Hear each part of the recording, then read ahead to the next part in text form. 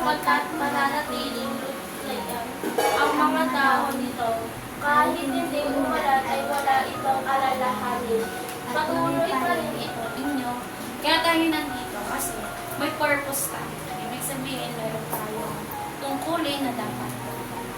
Tayo ng mga naglilingkod sa Panginoon, nagtitiwala sa Diyos. Alam ba natin kung gaano tayo kapalad?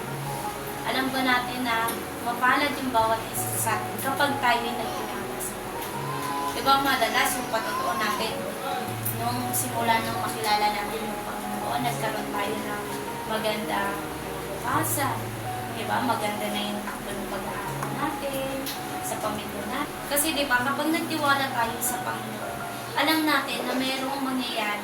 Yung mga inaasahan natin na mabuti na mangyayari at mangyayari. Kasi, ang nangangako sa atin ay hindi takbo, kundi ang Panginoon.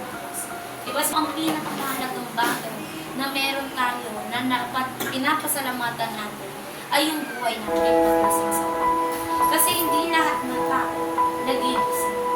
Hindi lahat ng tao nabibigyan ng chance sa buhay. Yung iba may mga damag, mga sakit.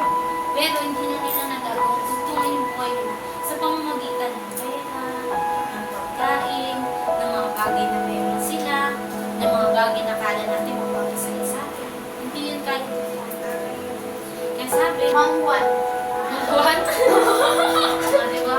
Lahat na lang tayo. Basta nga kami.